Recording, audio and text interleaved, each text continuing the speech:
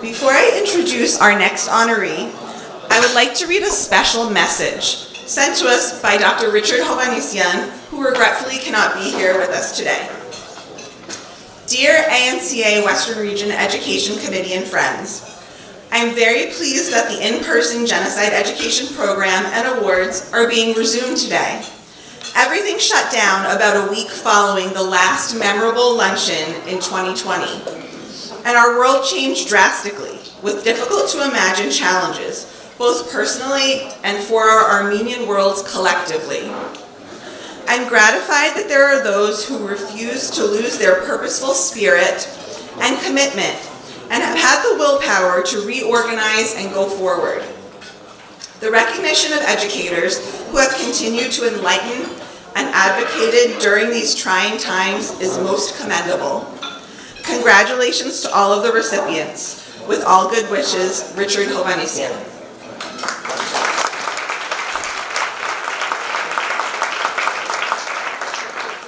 Now I would like to introduce our next honoree, who is the recipient of the Richard G. Hovannissian Armenian Genocide Higher Education Award, Dr. Khatchig Mouradian.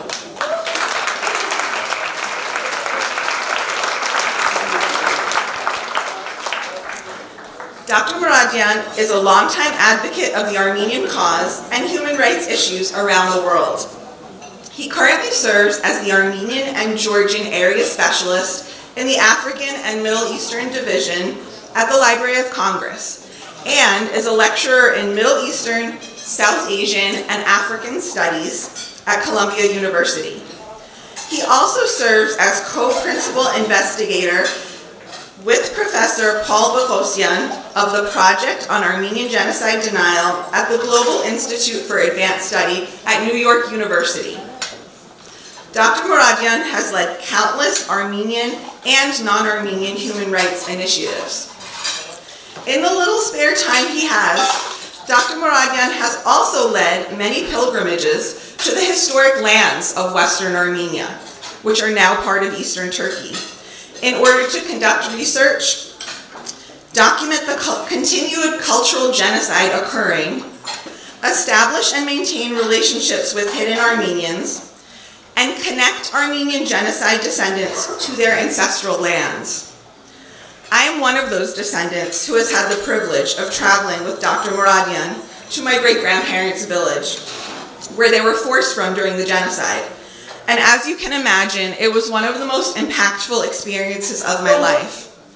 I know there are several of you here today that have also traveled to Western Armenia with Dr. Mouradian and feel the same way, thanks to his selfless leadership and dedication to historical truth, justice, and reparations. In addition, Dr. Mouradian is also the author of a book, The Resistance Network, The Armenian Genocide and Humanitarianism in Ottoman Syria, 1915 through 1918, published by Michigan State University Press in 2021, and receiving the Syrian Studies Association Honorable Mention 2021 and the 2022 Armenian Book Prize for Excellence in Armenian Studies. At a time when the Armenian nation is in desperate need for intellectuals who create legal, theoretical, political, and philosophical frameworks, Dr. Mouradian is one of a handful who can live up to the billing of an intellectual and help our nation in shaping the accurate framework for our collective future. Khatchig, it is my honor to present you with the Richard G. Hovannissian Armenian Genocide Higher Education Award.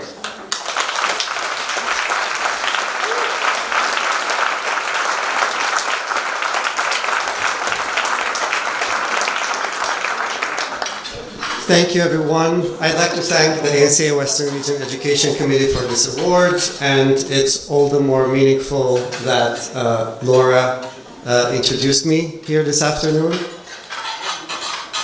Where should I start? I should start with educators as well.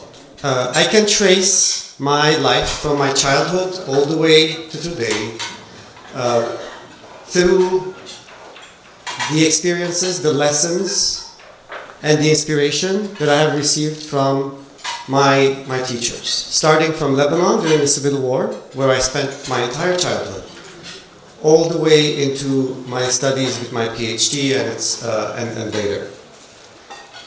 Perhaps it's no exaggeration to say that many of what I have tried to, at my best as a professor, I am channeling my teachers and educators and mentors. I can almost feel myself echoing their words. I can feel how I'm sort of channeling them in my work, in my teaching, again, at my best. Ultimately, when we think about genocide education, it's about teaching one of the Armenian genocide education in particular. It's about teaching one of the most horrific crimes of the 20th century. But ultimately, for me, genocide education is so much more. When I started working during my PhD work, when I started working on the Armenian genocide, I wanted to document what happened in the darkest corner of the Ottoman Empire during World War I. What many of us Armenians here know as Deir Zor, what in scholarship and in journalism is known as, the darkest corner of the Armenian genocide, the grave site of most of the Armenians who perished, and in that sense, such a central place. So my initial journey was one of trying to document the darkest corner, and therefore my expectation was that this was going to be a painful journey. This was going to be about writing about death, destruction, massacre in that corner of the world, which is today in modern-day Syria. But one of the phenomenal things that happened with that project is that as I learned more about that region, as I learned more about the way Armenians organized in that region, those survivors who were in terrible condition arriving in Syria, the way they formed this underground resistance network, tried to save as many lives as possible. It essentially transformed this book that I was imagining to be extremely dark into a book that was dark, but at the same time it highlighted and emphasized the agency of the Armenians, their ability to organize and fight back and push back. So genocide education is also about education on resilience. It's also about education on resistance. And in that sense, I think the best we can do as educators, when we are talking about the darkest moments of human history, is to also be mindful of the fact that in those darkest moments, in those darkest corners, people are not just passively, like sheep, as is often said, going for their deaths. They're standing up and they're doing their utmost and their best to survive and help others survive. And this is perhaps, this experience was the most transformative moment of my life. Just looking at a very dark thing and seeing hope, seeing resilience, and then ultimately, as I said, the book ended up being titled The Resistance Network, even though I would not have imagined that is the title that I would give it when I embarked on this project.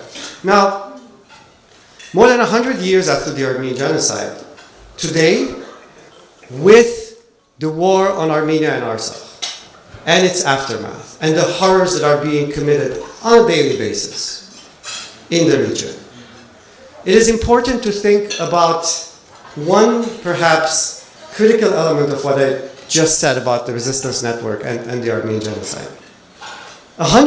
More than 100 years ago, the Armenian nation was at a precipice. You had destruction, you had total dispossession of the Armenian nation, you had 1.5 million Armenians killed, tremendous destruction of culture and heritage that was built over millennia. And ultimately, despite those extreme circumstances, which is unquestionably the worst moment of modern Armenian history, the Armenian nation was able to rebuild. The Armenian nation was able to create a new Armenia, a Republic of Armenia, and the Armenian survivors ended up building communities around the world And we are here standing in one of the most vibrant communities today. And I know often we may feel depressed with what is going on today in Armenia and against Armenia. I know often we may feel the challenge and the difficulty and we do not see a path forward. But in times like that, I want perhaps more than anything else to share with you the fact that as a historian, more than 100 years ago, knowing so well what the Armenian people went through and pushed against with their resilience and their resistance, is to say that the best thing we can do to ourselves, our communities, and our nation is to think if they could do it back then, we can do it today. Thank you very much.